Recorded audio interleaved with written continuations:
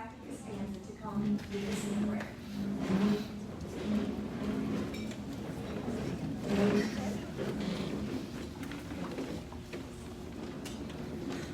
Father, we thank you for providing us with your word. It is our manual for all of life. You said that we would know the truth, and truth would set us free. You said through skillful and godly wisdom, a house, a life, a family, a community, a business, and a nation is built. By understanding, you said it is established on a sound and enduring foundation of truth. Lord, help us as patriots to be wise with pure motives, to build, to strengthen and protect our families, our businesses, our communities, and our nation. Give us comprehensive insight so that these godly institutions that you have ordained are wisely established and that they will endure to the blessing of our children and our children's children. We ask this in Jesus' name. Amen. Is Tammy Jo Williams here? Not yet. Not yet? Okay, if y'all would just turn with me and face the flag. I pledge allegiance To the flag of the United States of America and to the republic for which it stands, one nation, under God, indivisible, with liberty and justice for all.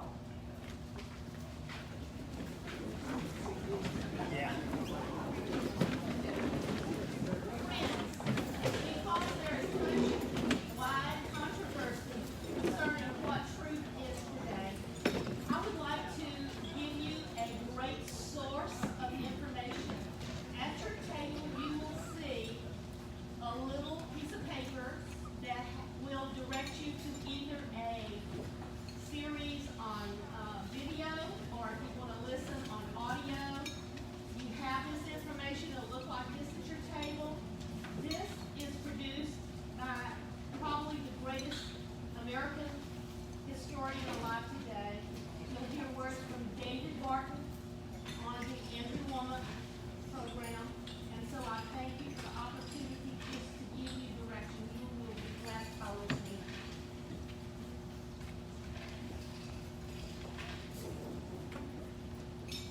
Thank you, Kathy. Okay. I want to acknowledge some special guests that are with us today. First of all, we have Tom Shedler, our former Secretary of State. Where are you, Tom? Is he not here? I'm sorry, he didn't make it. I'm sorry. He didn't make it? I thought he was going to be here, but something must have happened. Okay. So. Okay, it's fine. Denise Amoroso, our Metro Councilwoman from District 8. Okay.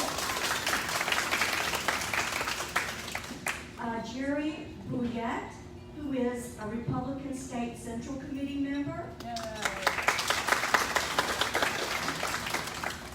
And we are so happy to have with us once again Cynthia Graves, Congressman Garrett Graves' mom.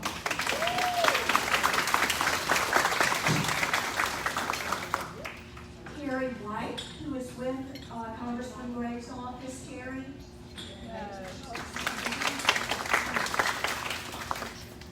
Our Diane Cascio, who is with Attorney General Jeff Landry's office.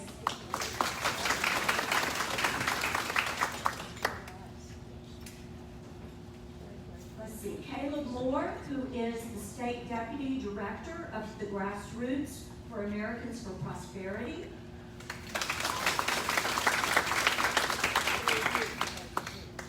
Austin Lanclow, who is the Grassroots Engagement Director for Americans for Prosperity.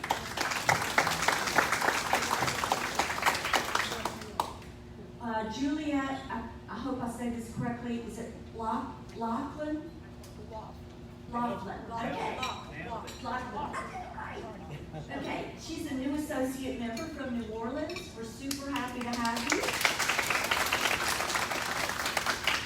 As well as your husband. Is that Tim, sitting beside you. Welcome, Tim.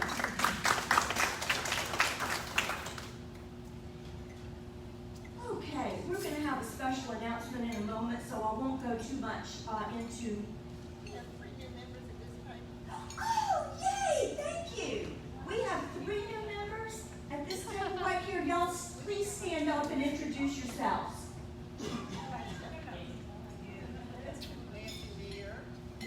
My sister came last time, so they're new old members. Okay, awesome. Awesome. Welcome, welcome.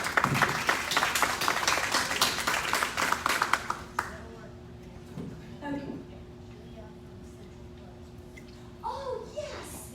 Oh, I'm so excited. Yes, Leah, from the Central Club. Yes.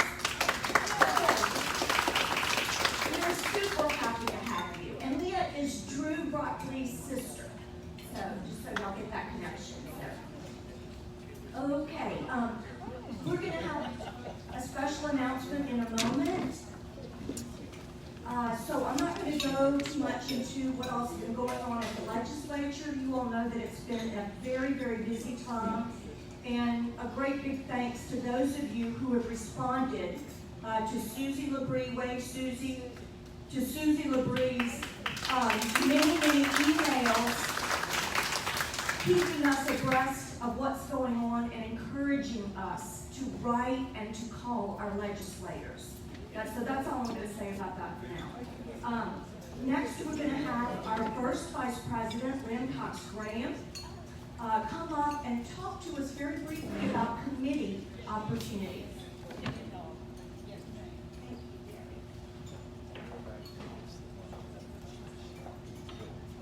Hello, everyone. It is wonderful to see you, and may I say, it's also wonderful to see you not masked.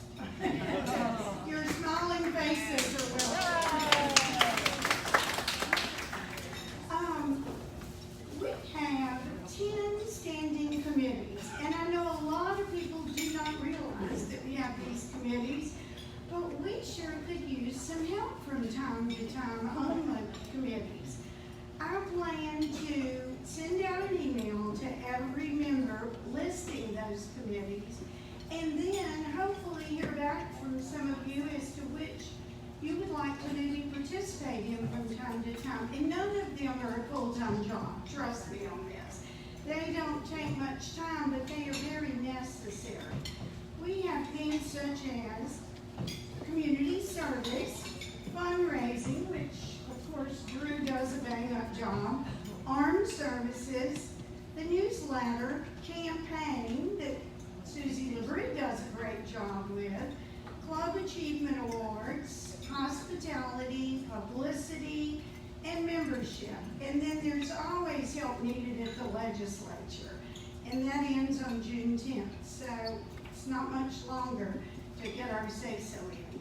But anyway, I just wanted to put a bug in your ear and ask you to pay attention potentially when I send out that email asking for help.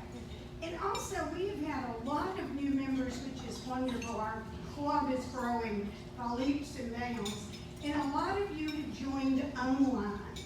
And for those of you that have joined online, you didn't fill out one of these. And it's always helpful for our records just to have Susan Kramer keeps these in a file. So you can find these forms at the table where you registered in today. So if you've never filled one out, please do. It would really be appreciated. Okay, and I'm not going to say anything about the flyers on your table because I see that Austin is coming up. Okay, thank you very much. Be in touch soon.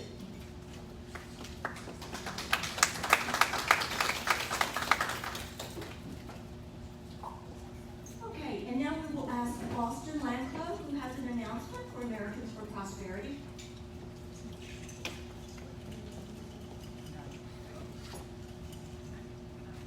Thank you so much, Ms. Debbie, for giving me some time to go over what should be on all of your tables. This is our June event calendar. We are looking to have days of action, specifically on the federal level right now, because session is about to end, like Ms. Lynn said. We have had some strong fights in the state house, but we're now looking towards the federal priorities that we're fighting. One of them being President Biden's $4 trillion infrastructure tax. I don't know if y'all have any details on this, but with the legislation as it is now, it will only go to about 5% of it will actually go to roads and infrastructure. The rest of it will go to unemployment benefits and other government programs. So we're looking to make sure that the people in particular states like Florida, New Hampshire, and Pennsylvania get out and contact their congressmen and let them know that they will not stand for another tax increase. That would just put us in a deeper hole than we already are. Specifically with COVID-19, we haven't had any jobs or any job growth or any economic growth for that matter, because we've been shut down. And y'all been around town, you see a lot of now hiring signs around businesses and restaurants. This is only going to escalate if this bill gets passed. So we want to make sure that we keep our businesses safe. And we also want to make sure that we keep the Congress, the House Representatives, the Senate accountable. So if y'all have any questions about that, y'all can reach out to me. We will be having most of these at our office. We do have separate events in Ascension Parish for our Ascension Parish activists. But we will have movie nights on Thursday, as well as this upcoming Thursday, we will have a legislative update to go over what's going on in the State House of Representatives, as well as just the state legislature in general. And I think that's about it. So if y'all have any questions about anything, feel free to reach out to me. My contact information is available. And our first event will be this upcoming Tuesday, where we will be contacting people in different states to let them know, to let their congressmen or congresswomen know that we do not support an infrastructure tax at this moment. Thank you so much for your time, and I hope to hear from you.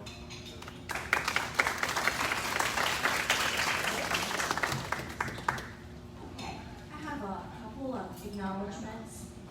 First of all, courtesy of Denise Amoroso, I want to announce that this Saturday morning at 9 o'clock at the state capitol, the Blue Star Mothers will be planting 11,000 American flags, remembering our military that served and gave the greatest sacrifice, the sacrifice of their lives for our freedom. So if you are interested, please feel free to speak to Denise, but also plan on meeting her there at 9 o'clock on Saturday morning. Secondly, I want to just acknowledge Jerry Bouillet. I've mentioned him as a guest. He is a member of the Republican State Central Committee, and he was so kind to bring to us a list of bullet points of what we really believe as the Republican Party of Louisiana. And so Terry's going to be sending that out in an email blast, and we'll go over those talking points probably at our next meeting. So just to make you aware, to look for that email blast. Okay, and with that, let's see, with that, I believe Ms. Loren, you can come up and introduce our speaker.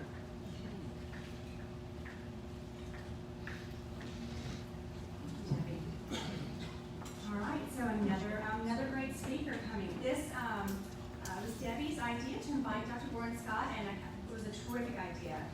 Perfect timing when so many of us are worried about the state of our economy. I first came to know Dr. Scott at LSU when he was chair of the economics department. He started his career there in 1969, and he spent 33 years at LSU, taking the economics department at LSU from a ranking of out of 3,000 departments from 101st to 38. Wow. And he is now currently a professor emeritus at LSU.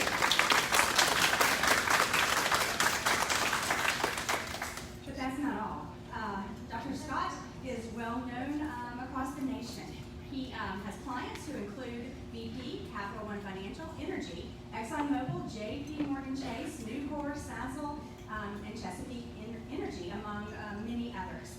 He is also one of the 32-member National Business Economic Issues Council. He is an energy specialist on that economic council. He has also been appointed to the Economic Advisory Board of the U.S. Council on Competitiveness, a group made up of the CEOs of the Fortune 100, top university presidents, and presidents of 3 major unions. He is also on the national stage, been interviewed by CNBC, MSNBC, Bloomberg TV, quoted by the Wall Street Journal, the Los Angeles Times, the New York Times, USA Today, and the Financial Times, just to name a few, right? So he also, when he has time, makes 50 to 70 speeches a year. And so I have to say we are certainly honored to be one of those speeches for the 2021 year. So without further ado, Dr. Loren Scott.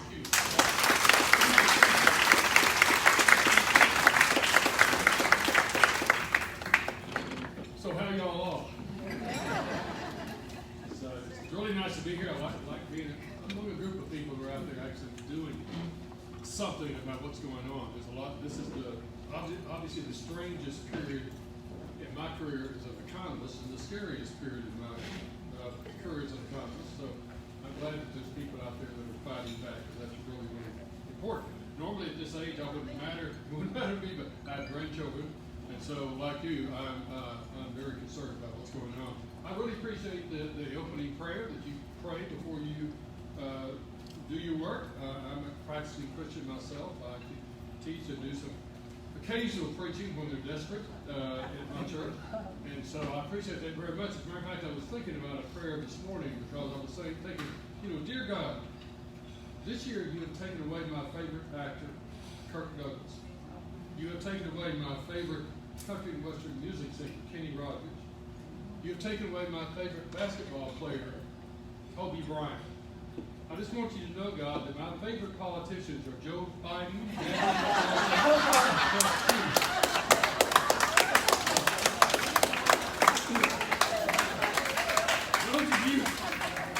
Those of you with your backs to the screen are going to find this a little bit difficult, because what I'm going to do is I'm trying to think. There's so much going on out there. And my question was, what in the world are we going to settle in to talk about today? And you may find this a little bit weird because we're in Baton Rouge, but I thought what I'd do is talk a little bit about what's going on the energy side. And that's really important for Louisiana. It's some work that we've done in Cape.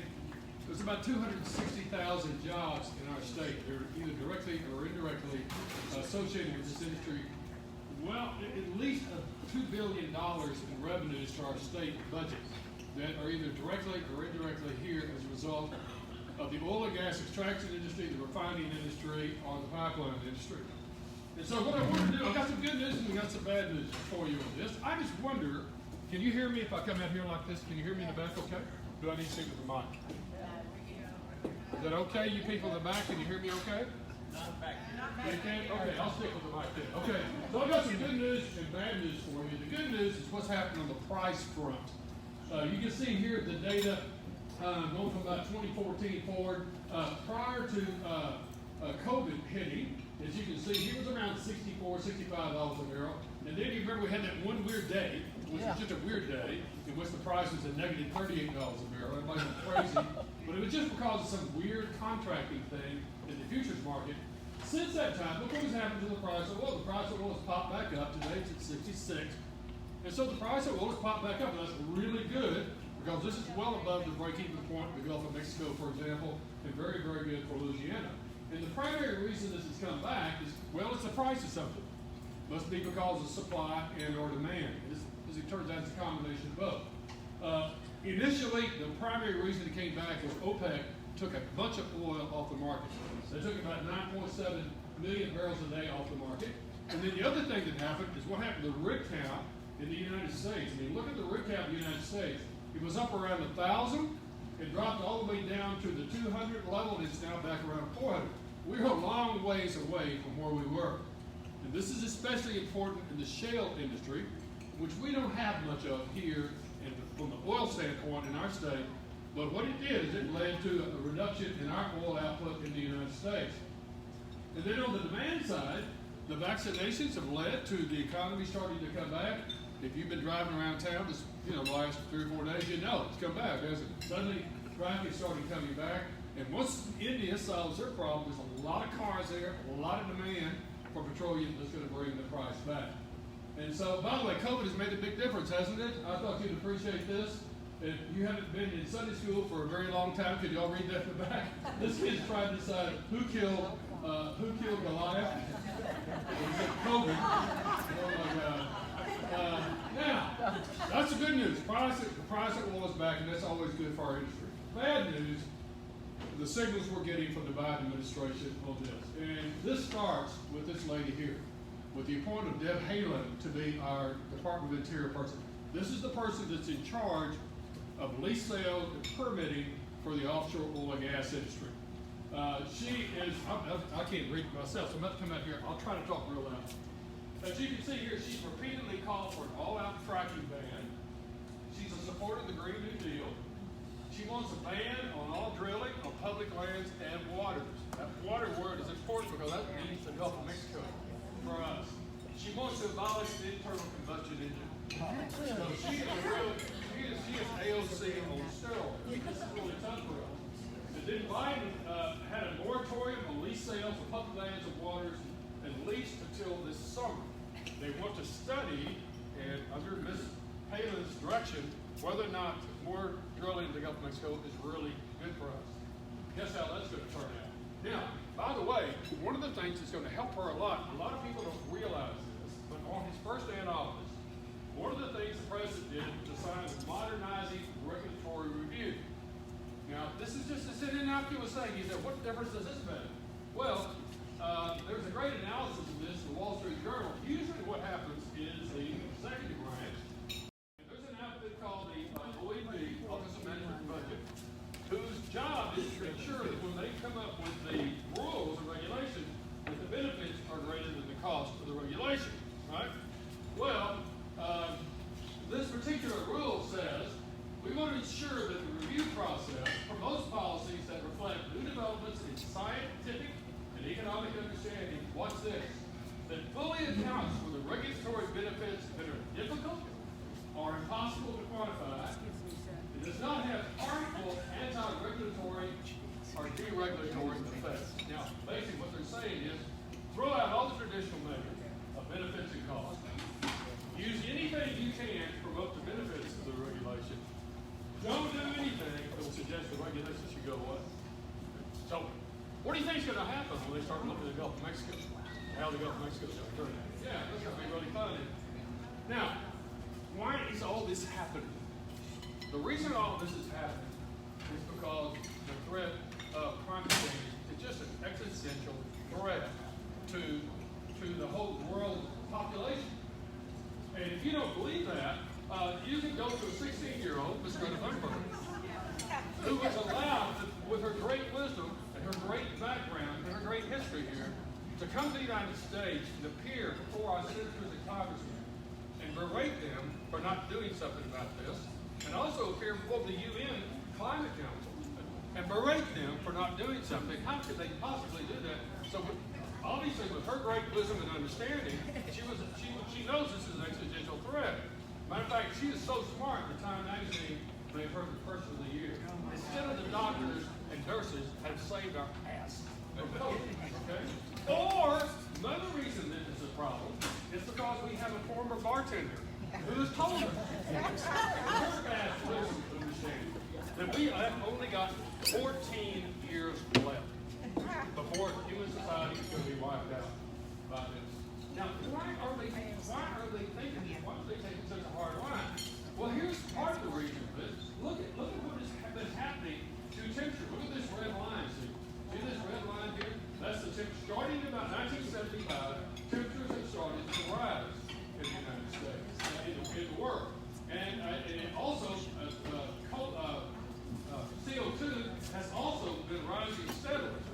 And as a result of that, of course, the problem is we're not going to be able to beat people. Don't you understand it? We're not going to be able to beat people. As a matter of fact, this dark area here, for some reason, your computer doesn't show this, but if you look at what's been happening to wheat and rice and grain productions in the world, it's obviously getting worse and worse and worse if we don't do something about this. Isn't it clear? Oh, by the way, now there are some radicals out there that will point out that CO2 is actually food for plants and food for trees. But those are radical people. You need to Let me point out here what's been happening to this history. Notice the choice of 1975. Notice the choice of picking the year out when you start. That's critically important. But to show you just how desperately bad and what a threat this is to our society, let me show you some earlier data. Now, I will tell you that Daniel Fahrenheit invented the first reliable measurement system in 1714. So anything before 1714, we have to use some proxies to figure out what the temperature was. Now, there's two of those typically use tree ring, you do the tree ring, or you can do ice bores in Greenland and see what has been happening to the temperature over time. And when you see the results of that, you will get even more frightened. I mean, look at this. Here we are, right here, and if you look back in history, obviously there's no way humankind is going to survive. Well, I mean, this is just horrible. I don't know. We've got to do something. We got to do something in the next 14 years. Now, the other big problem out here is sea level rise. Now, let's say something about sea level rise. Especially in our newspaper, a journalist who wrote a book on the Mississippi flood is now our authority on sea level rise. Well, if you look at the data on sea level rise, it is very frightening. I mean, look at this. Since 1900, the sea levels have risen 8 inches. 8 stinking inches. Can you believe it? That's the distance between my thumb and this little finger. 8 stinking inches. Do you realize that is 7/100ths of an inch a year? My God, we've got to do something, folks. Don't you people understand what a threat this is? And of course, if you read the National Geographic, you saw the front page of this very prestigious magazine. I mean, look at where the water is here. I mean, do you realize that at present rates of sea level rise, that level will be reached in only 20,000 years? Well, it will take 20,000 years to get that level. We've got to do something about this. And by the way, the UN in 2005 said that because of sea level rise, 50 million climate refugees will be created by 2010, just 5 years period. Now, admittedly, they only missed that by 50 million.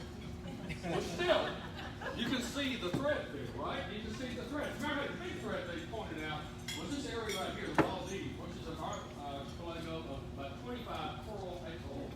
They said was major at risk from sea level rise. Now, I got to tell you, there's a whole set of unbelievably stupid people out there who have actually built 17 resorts or opened them in these same atolls because they don't understand sea level rise. They don't understand how bad this is going to be. Obviously, we don't understand how bad this threat is. Now, we have had some bad rains lately, right? It's been weird. What we don't realize is we've had bad rains. Okay? Now, we had some really bad rains, and in here from West Texas, we had some really bad droughts. And actually, there is a way to measure this called the Palmer Drought Severity Index. And if you look at what it shows, this is the wet years on the top and the dry years on the bottom from 1895 forward. And you can clearly see here how much worse things have gotten as the climate has changed. Look how much worse things are. I mean, we've got to do something about this. And then, of course, there is the issue of the fire. Last year, when you saw the fires, and all the people came out and said, this is the result of climate change. We've got to do something. And I agree with them. We've got to do something. If you look at the data on the number of acres that have been burned in wildfires in the United States, clearly we are on the wrong track. We have got something terrible going on here. This is awful. We've got to do something about this. By the way, these are all data from NOAA, National Oceanic and Atmospheric Administration, or other federal agencies, as it turns out. Now, I know that you clearly know because we had a very bad year this past year, last year, with hurricanes, with the two that hit Lake Charles. And I'm not going to diminish what happened to Lake Charles. Lake Charles has really been through the ringer. And so, clearly, those two hurricanes are a clear example of what climate change is doing to our world. As a matter of fact, if you look at the cyclone activity since 1970, look at the number of tropical storms. This is the named tropical storm. This is the named hurricane. I mean, clearly we're on a terrible track here. Clearly we're on a track that is really, really bad. We've got to do something. Now, there are some radicals out there that will tell you that between 2005 and 2016, an 11-year time period, not a single solitary hurricane hit the coast of Florida. For the first time in their recorded history. But that's just radical. Ignore those people. They don't know what they're thinking about. You can obviously see from the data how much worse things are getting. And then, of course, there are the tornadoes. Another indicator of how bad the economy is. There's actually a tool called the Enhanced Fajita Scale, which shows you from a very weak tornado to a very bad tornado. And you can kind of see what's been happening for tornadoes in the United States. This top one shows you the trend from 1954 for the tornadoes that have EF of 1 or higher. And this one shows you the ones that are really bad tornadoes of 1954 forward, the ones that are EF 3 or higher. You can clearly see that the trend is awful. I mean, we're obviously going in the wrong direction. What the heck are we thinking about? We've only got 14 years to do something. What do you confused about this? You say, I don't understand. Because of all this other information that I'm getting. Why is this happening? Why? I'm suggesting you're getting the wrong information. And why are we getting the wrong information? Well, I'll tell you, let's talk about church this minute. Go to a church camp. One of the little things we play sometimes at church camp is the telephone thing. You ever play the telephone thing? You line the kids up on the stage. You're the first kid, and you go down to the 20th kid. And the very first person whispers something in the ear of the second person. They turn around and whisper the same thing. They turn around and whisper the same thing. They turn around and whisper the same thing. Guess what happens when time you get down here? That has nothing to do with what that person actually said. Well, we have got a problem here in this area. Part of this is a smartness problem. Because this problem is compounded if the very first person is really smart about physics and astrophysics and that sort of thing. And this person down here doesn't know anything, but they can write nice sentences. Okay? They're trained to be to write. Okay? That's what they're trained to do. They're not trained to be physicists. And so obviously if you go from here to here, that's going to be a problem. The second problem is what I call the ethics problem, the ethical problem. And that is you're telling the scientists are telling you something this is. Then it's going to the UN. And this is the UN Intergovernmental Panel on Climate Change. I'll tell you more about that in just a minute. They go this way. They tell them this is what the scientists say, so the UN then comes up with their interpretation of what the scientists say. Then they give it to another group of people, one of which are the NGOs. And the NGOs, the only reason NGOs exist in the climate area is if there's an alarm. If people really think there's 14 years left. That's the only way we're going to get money from it. So they then put their spin on it. Then they give it to, they give it to journalists. They give it to the newspaper people. And how do you sell newspapers? You don't sell newspapers by showing you stuff I just showed you. Okay? So you got a problem here in going from here to here. There are some people, the people on the front end want to inform, the people on this end want to persuade. And that's a real serious problem for us. So just so you know, here's what I suggest to you. I suggest two things to do if you want to get the real stuff. Read what the very first people say. Go get a copy of the UN Intergovernmental Panel on Climate Change and actually look at the articles on sea level rise. Look at the ones on tornadoes and hurricanes and things like that. Then look at what the UN says that they said. Okay? So that's one thing you can do. Or a really good thing you can do is buy this book called I'm 7 by Stephen Cohen. Some of you who read the Wall Street Journal saw him having to respond to attacks from book people that want to carry his book. But I mean, this is a guy who was the former Undersecretary of Science for Community under the Obama administration. He is to the left of the people in this room. He's a professor of physics, former vice president, provost of Caltech. This is not a stupid person. He's now at NYU. He's an independent governor of the Lawrence Livermore National Laboratory. He's written about 200 peer-reviewed publications in physics and natural physics. So I really suggest this book to you. This is a really good book. Yes, sir? Can't hear you. Oh, you can't hear me? Oh, man. All right, I'll come back to you. I'll come back to you. So anyway, I recommend this reading to you. Especially that last book. The Intergovernmental Panel thinking about this thing. It's a very, very thick book. And in some cases, very difficult to read. Cohen's is not. And he basically says, part of what's going on out there is man-made. Part. Actually, kind of part. But you're going to see how important it is. Remember when I showed you the graph about starting in 1961 versus that? If you do anything with data, which I've been doing all my career, you know the choice of the starting point is critical. Somebody from Lynn Homestead over in Lake Charles, you know, the port of West California, sent me this chart to show these two pictures of the map of the United States. One based on, quote, temperatures in 1900 to 1930, and then compared to the last 30 years. But I pointed out two problems to it. Number one, they weren't measuring temperature.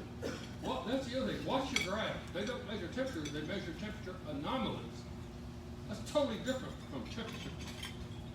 Number two, he's charting what has happened over time. You saw the graph. We've been through waves. Well, guess what happens if you compare a really cold time period to a really hot time period? You get really bad results. But if you compare previous cold period to previous hot period to previous present hot period, it's not all that different. You get a totally different message. So are we confused? Yes, I thought you would appreciate this little thing. I'm trying to talk real high. Okay, what this says is, the little kid is asking, like, who is your hero? My father. Why do you consider this person a hero? He's not afraid of anything. Is there anything your hero is afraid of? My mother. Well, I'll tell you what, I'm going to stop there. There's a lot of stuff I can share with you about TVs and how fast they're going to get in, how fast they're not going to get in. But let me kind of stop this. I wanted to give you something a little different, a little thought-provoking today. So hopefully that has happened. But do you have any quick questions? No, yes, sir. So I heard today that ExxonMobil just had 2 activists added to their board. Yes. What are the implications? So Well, again, never underestimate the power of this particular group, because this is, we started out this group with a prayer. You need to understand that this group, this is spiritual almost to them. It's in the same category, it's almost religious to them. So attacks are not taken well. That is not good, but there's a great piece in today's Wall Street Journal on editorial page about how this probably is not going to end up mattering all that much. Okay, we still desperately need fossil fuels. Just a quick thing for you.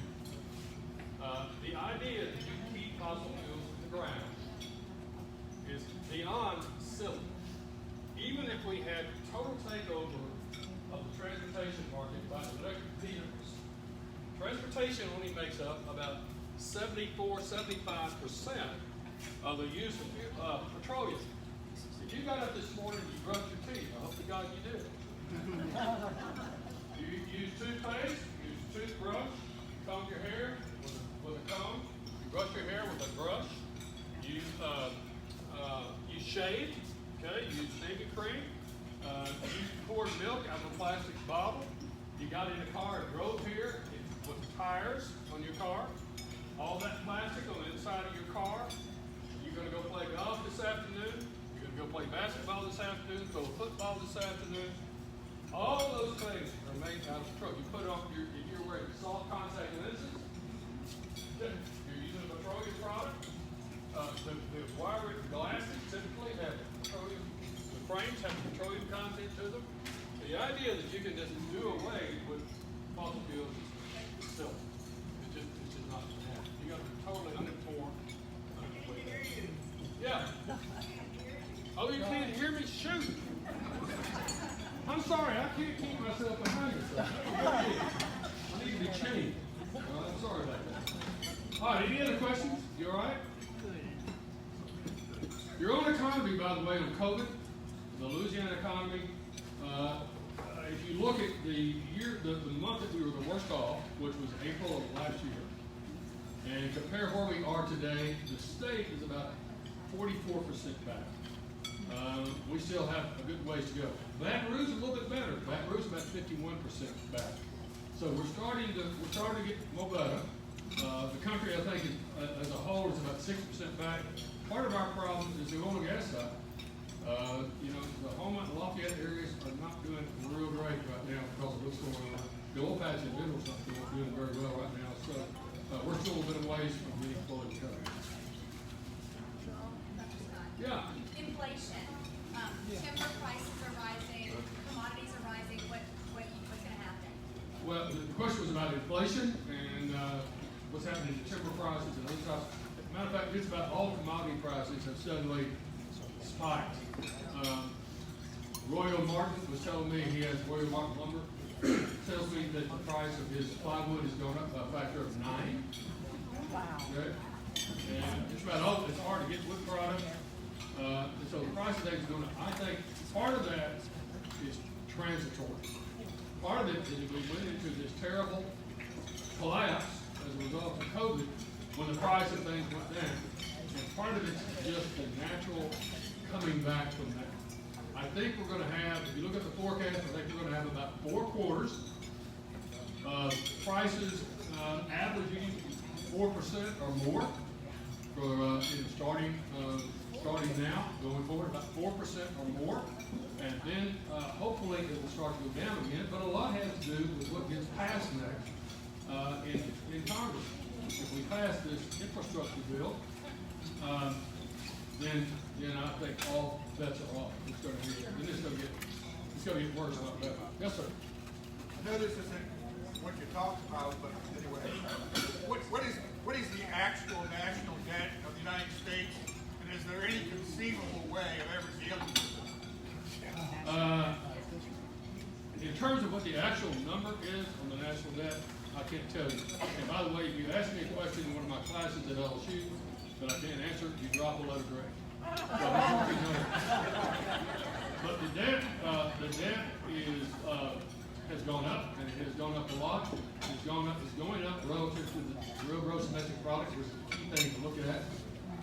I'm not worried about it yet. And the key thing to watch on the debt, when the debt starts getting to be a problem, the first indicator you're going to see is what happens to interest rates. Okay? If interest rates start to go up sharply, you know that suddenly the debt is a really big problem. Because right now, people are still buying U.S. bonds and securities. They're paying a remarkably low rate for it. So the size of the debt is not bothering the market. But what I'm most concerned about on the debt is that if we keep doing, if we do again, say with the infrastructure bill, what we did with the previous bills, my concern is it's going to happen so fast. The market's going to turn on us so fast that it's going to be almost too late to respond. Right now, I'm not too worried. All the signals are it's not a problem, but I don't think that'll keep up if we keep spending the way we're spending. Yes, sir. One more? Besides being selective in where you purchase things, etc., what can we do to impact the quote-unquote woke corporation? The what? The woke corporation. The woke? Well, I think the thing that's going to stop the woke. I think the thing that's going to start the woke. Are you talking about WOK? Well, talk about like Coca-Cola, Delta. all of those. Yeah, I think the market will correct that problem. I think people will shift their spending. Okay, if it gets to be really, really bad, they'll shift their spending. And I think the other thing that ultimately stops nonsense is when the price of nonsense goes up. Nonsense is just like buying any other stuff. Okay? When the price goes up enough, people will say, "Oh hell, I don't want to buy nonsense anymore." And I think that's the thing with climate change.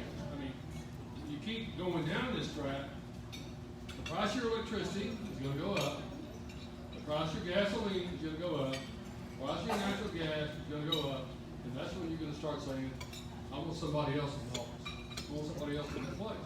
I mean, stupid policies have high price consequences. High price consequences lead people get voted out of office. So I think that's the one major hope we have. I'm just glad I'm not in the university anymore. I can't imagine going into a class and getting to do what I did at York. I'm not even sure that would be possible at LSU. Yes, sir. What is your evaluation on China buying up property, farms, businesses, and our debt? Yeah, well, on the debt, the question was, what is my problem? What is my concern about China buying up our debt? Go ahead. I mean, my position is go ahead. They're the ones in problem. They're the ones in trouble.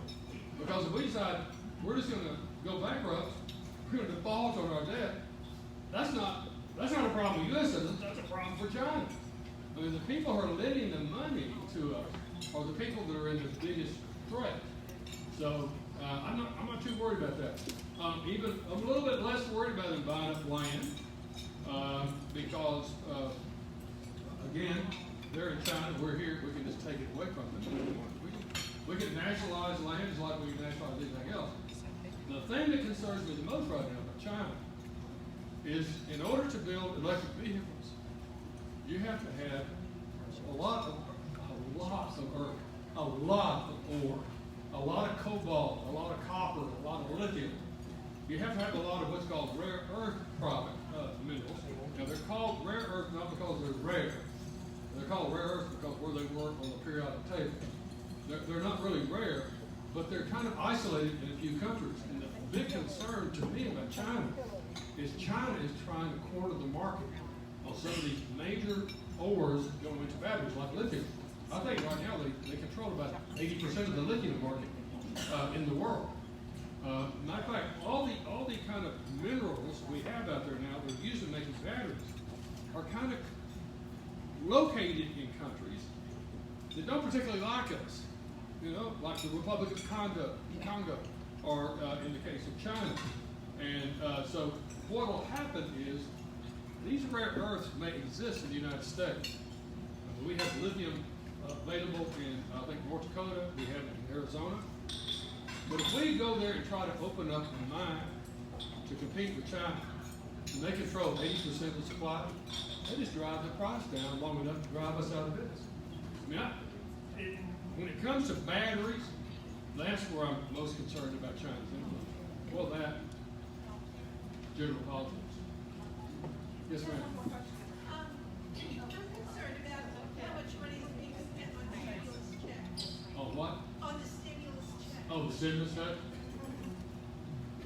Well, I am too, since I paid for it, but I didn't get it. But I do have grandchildren. Did I mention that?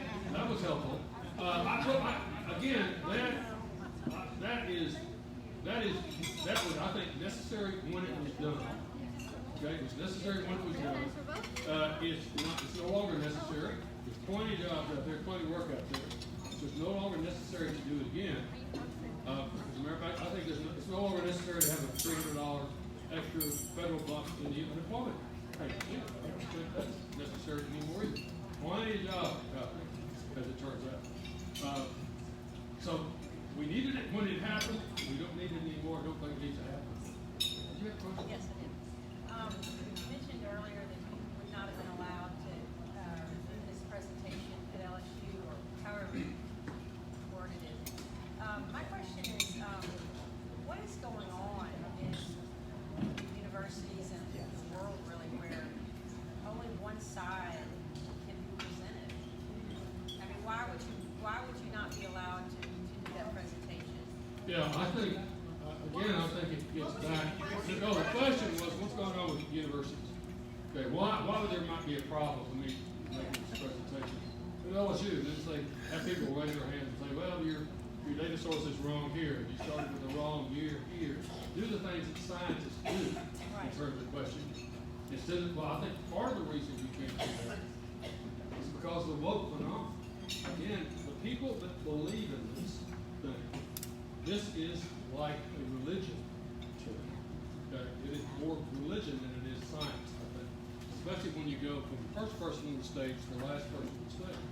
It's more of a religion to them. And so, just like if you got up and started saying something against Jesus Christ, I'm going to get a little hot about that. Okay? I'm going to get a little bit bothered.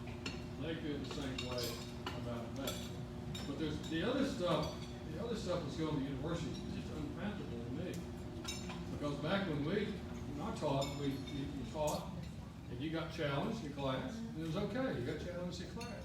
And when you told people stuff that made them uncomfortable, they went and they researched the other side, and they came back with questions. That was a good thing. Yeah, you did that. That's what a university is supposed to be like, right? That's how you progress. That's not okay, because it makes people uncomfortable, and they need to be safe.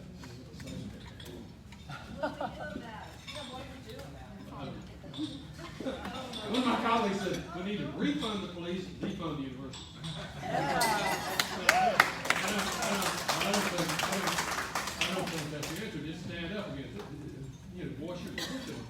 Speak out. That's what Republican women are all about. Speak out about it. And say, no, this is wrong, this is dumb, this is stupid. And again, the price is going to go up. Okay? Because pretty soon, parents are not going to send their kids to class. They can do stupid things, they're not going to send their kids to class. You live and die with tuition. Yes, ma'am. Okay. One of the things that really upset me, LSU sent out something a while back and they were highlighting the lungs.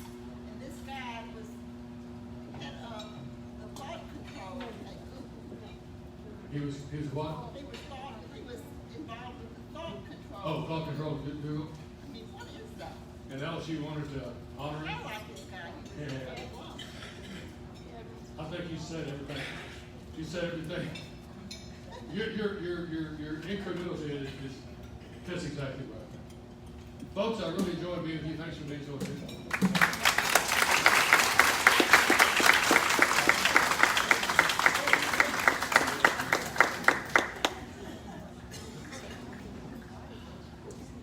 Just want to thank you, Dr. Scott, for coming this morning and spending some time with us. That was certainly a breath of fresh air to hear such honesty and forthrightness from someone who has a place on the national stage. So we're so grateful for you and for your presence this morning. Thank you.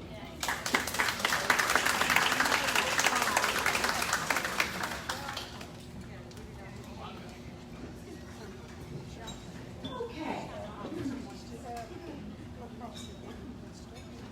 At this time, I want to invite one of our new members to come up before we do our raffle and our door prizes. Katie Alexander joined our club recently, and she is a real dynamo. And she has been at that legislature following up on issues. It's really been amazing. And she went to the Hayrides fundraiser last night, and she brings a very important message to us today. Okay. I think at the end of Dr. Scott's talk was a perfect segue into what I have to say.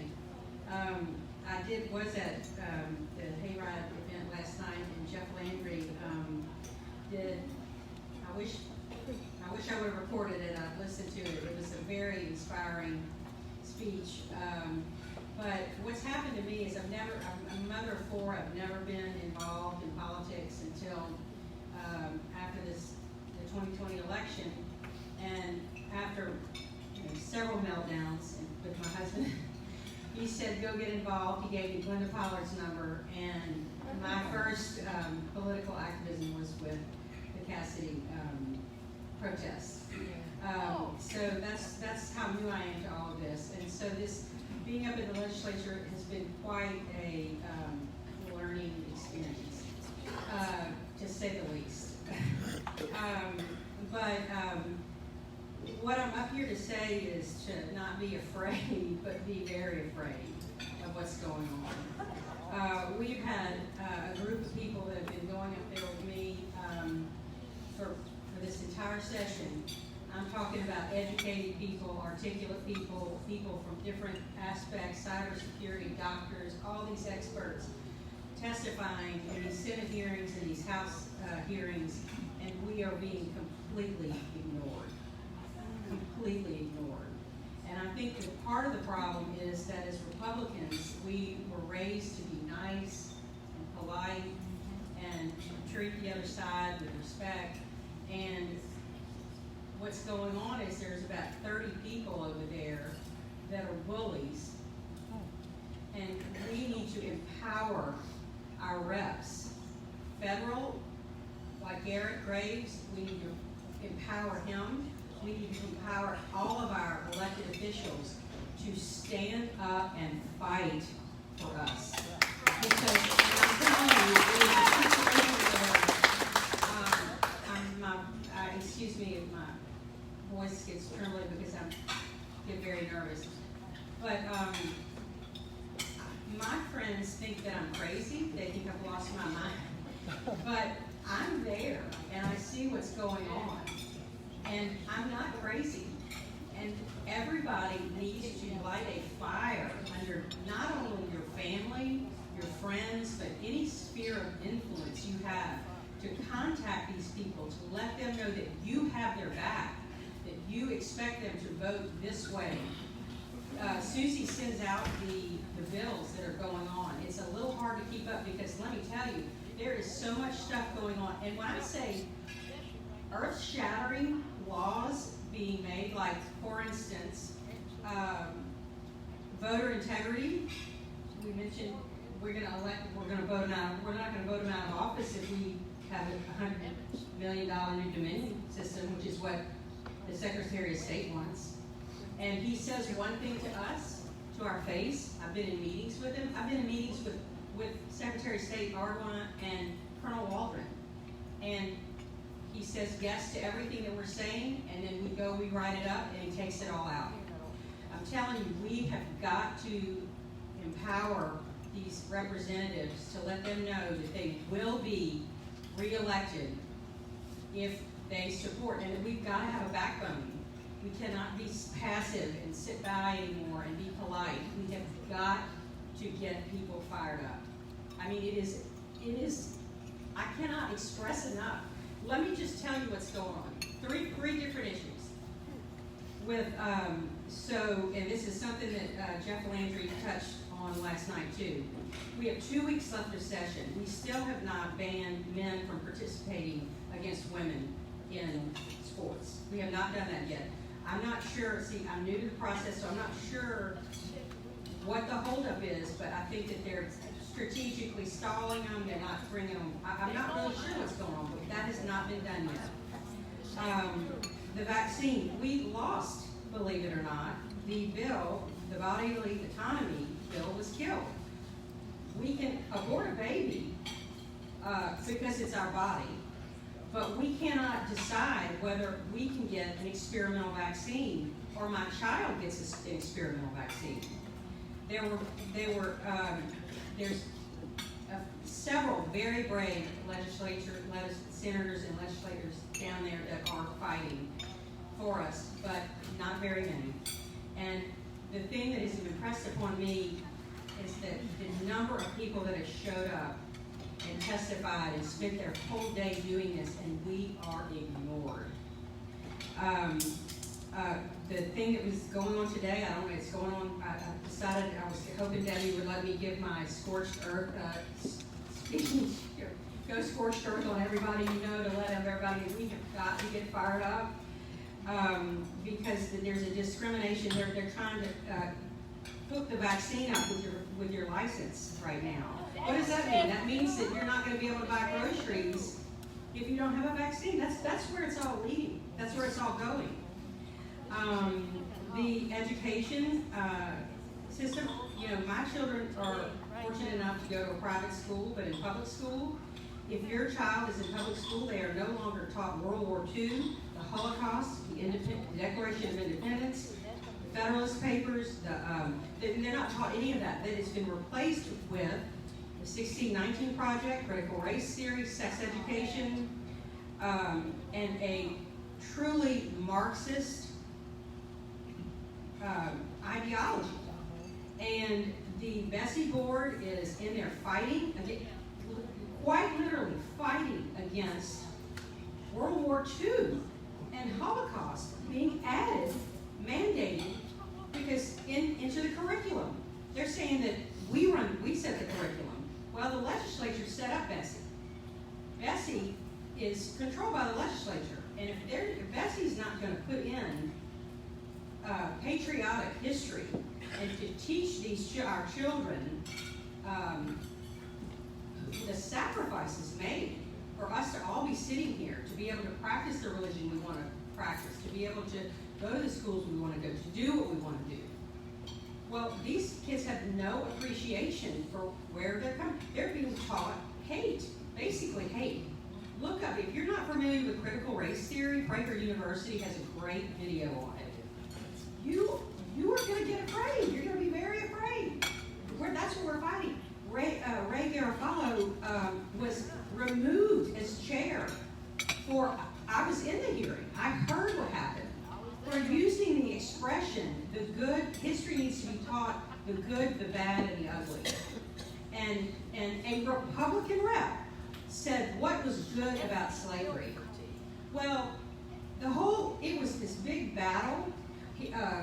I'm not going to go into the detail, but I'm just telling you, it is downright scary what's going on, because Speaker Scheck-Snyder, who spoke at our a few weeks ago, removed him in a scene yesterday involving 40 special ed kids that had come from all over the state. I'm telling you, it is insane. And what we need to do, what I'm up here to say is, you have got to light a fire around the people that you have an influence with, because hundreds of people have been calling it. That's not working. We're not. It's not going through. We're being ignored, and this is. It can't get any more important. These are just a few of the things. I mean, if you could know what's going on over there, it's crazy, and I just cannot impress upon you enough the importance of calling and supporting your representative for standing up and having a backbone and standing up to these people that are trying to take our country away, quite literally, and our state, and that's all I wanted to say.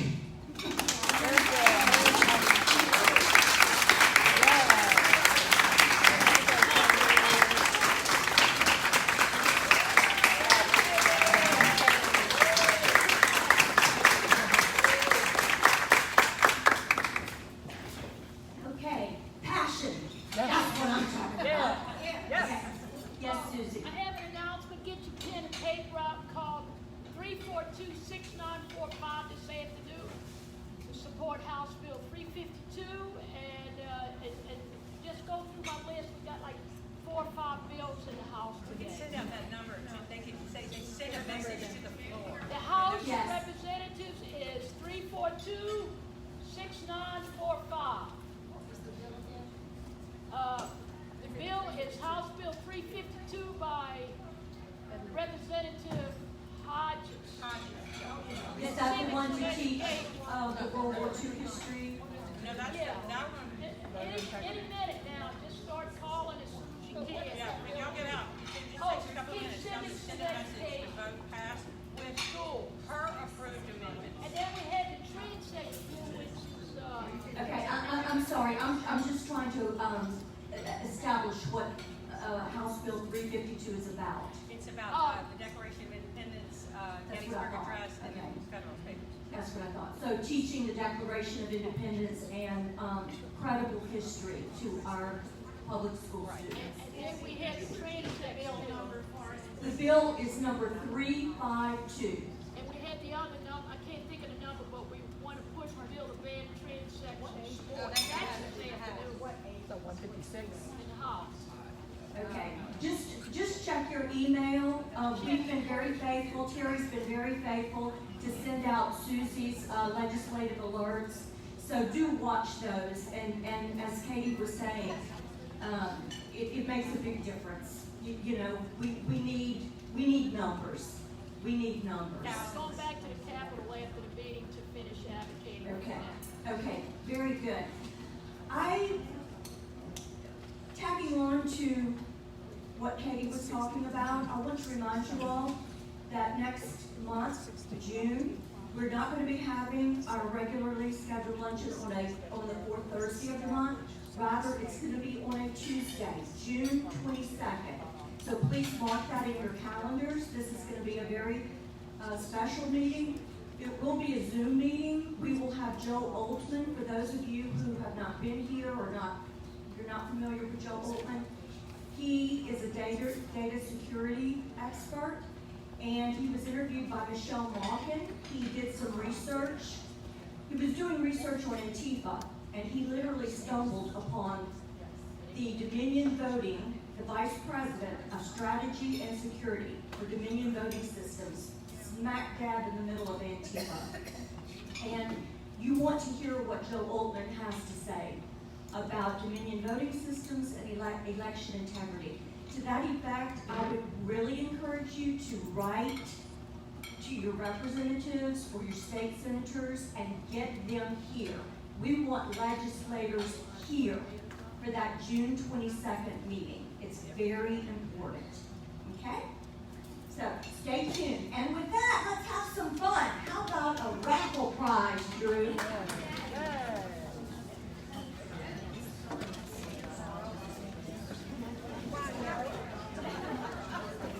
Okay.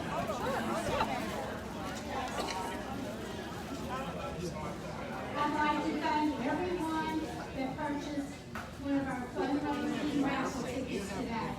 We appreciate your support. I'm sorry.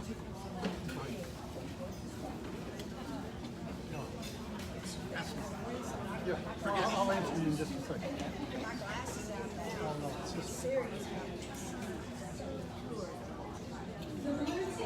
The blue ticket, the last three numbers, 808.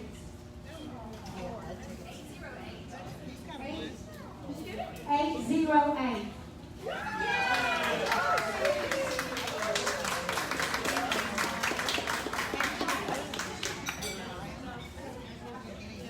It's right around the corner from where she lives. And our second winner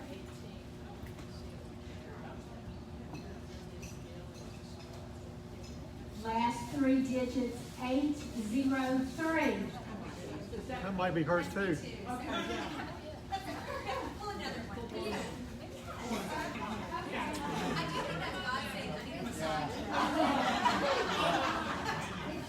It's probably that is not shuffle. Yeah.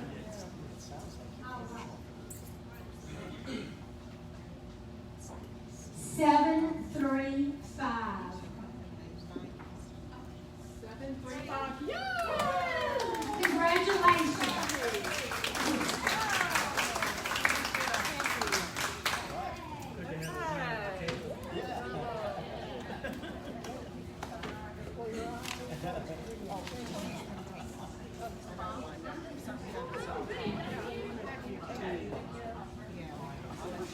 So now we're going to draw for the red tickets, 2 door prizes. So, okay. Red ticket, the last 3 digits are 633. Oh my God!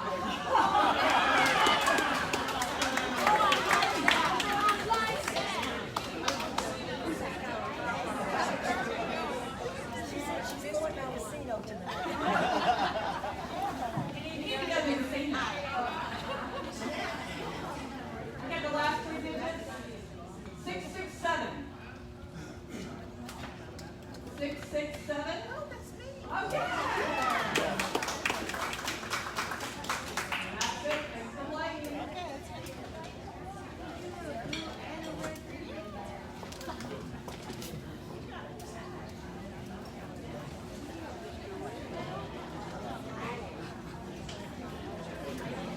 Okay, in closing, I just want to clarify that June 22nd meeting will be here at Drusilla.